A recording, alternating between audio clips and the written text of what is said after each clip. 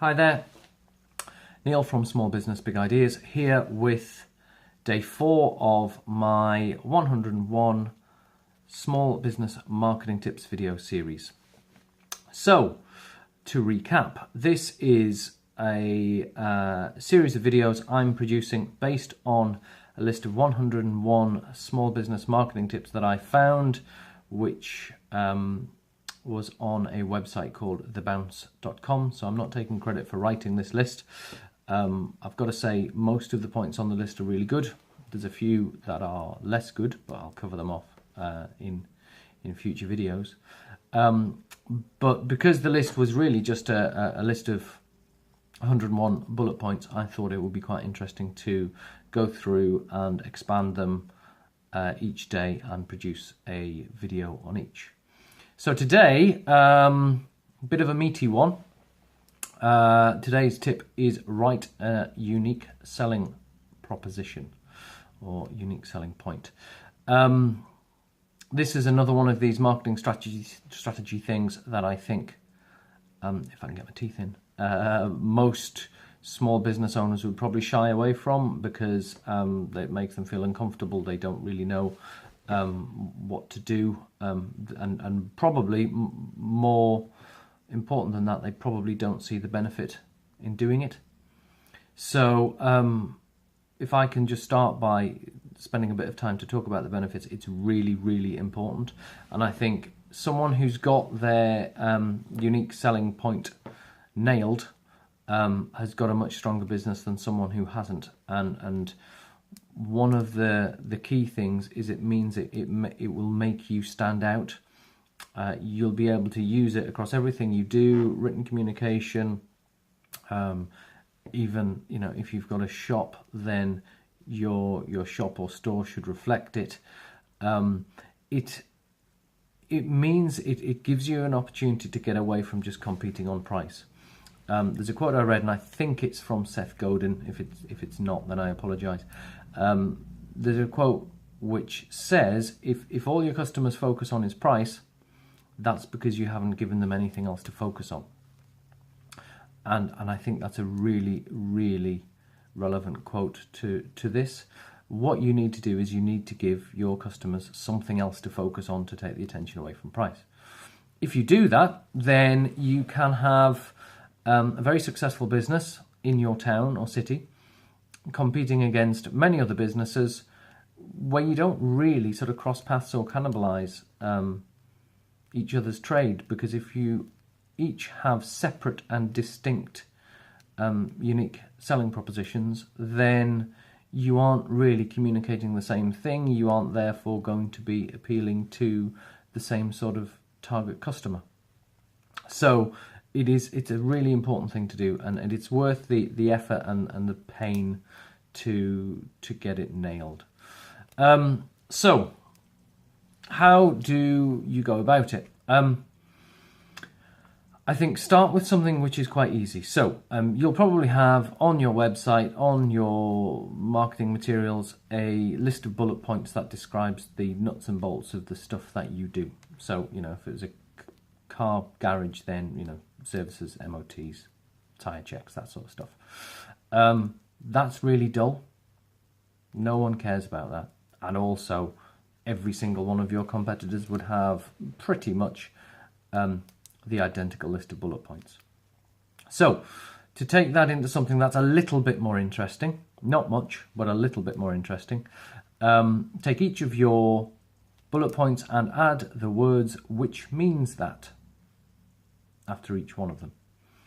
In doing so, when you actually work out what it does mean, so we do car servicing, which means that our customers have, peace of mind to know that their cars aren't going to break down on the hard shoulder of the motorway when they're carrying their new baby to their grandparents' house or something like that. You can see that taking that feature, we do servicing, and adding the "which means that" and exploring what that actually means in a real sense to your customers makes it that little bit more engaging. What I would suggest you do is think about the emotional impact that whatever you do has on your customers. And if you can, don't just settle for the obvious. So see if you can drill down a level or two below the initial benefit that you get.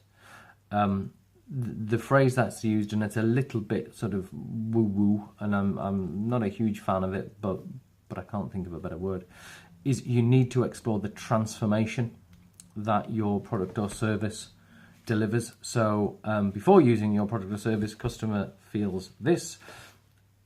After using your product or service, customer feels this. So what happens in between is really important. You want to think about the emotional change. So, you know, it's almost here I'm thirsty, here I'm not. That's physical change. You want to explore the emotional change that using your product or service delivers.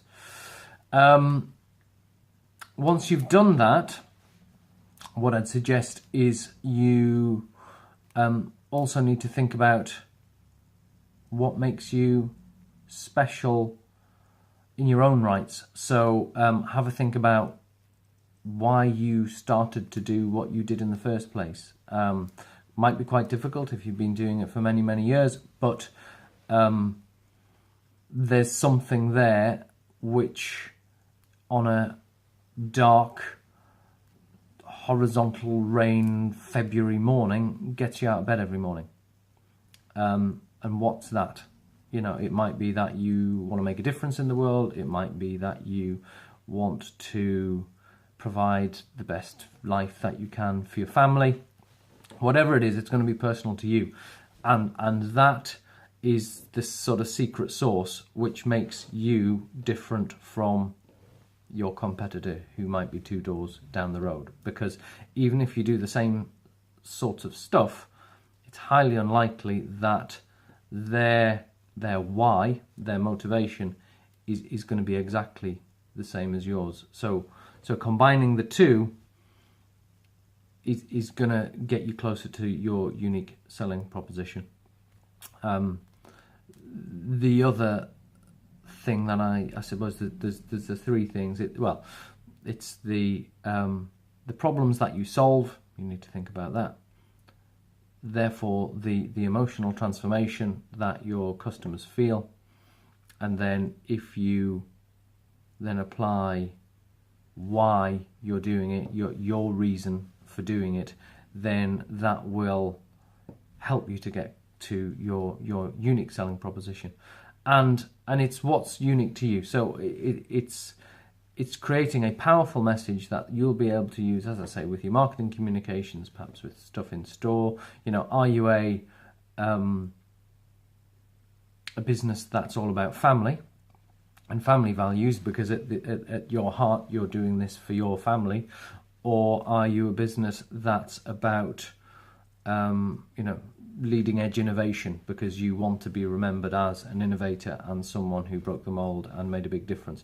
And you can have 2 businesses which do essentially the same sort of stuff, but you can see using those 2 examples how their message and their marketing might be very different. So this is one that I accept is probably not going to be the easiest for many small business owners. And I would only stress more the value of doing it. It's one of those things that, you know, it's worth the effort to get your unique selling proposition right, because it will make a big difference to how you go about communicating your business. It might be something that you need to get some help on. And I think if you did need to get some help on that, then it would be, you know, certainly a valuable use of time, or even spending a little money to get some external help, because just like getting your marketing plan right is absolutely fundamental, getting your unique selling proposition right can make a big difference to your business. And it shouldn't really change too much, you know, from 1 month to the next, or even 1 year to the next. Once you've got it nailed, you've got it nailed. So that's today's tip, which is to develop your unique selling proposition. So hope you got some value out of that, and see you on day 5. Bye.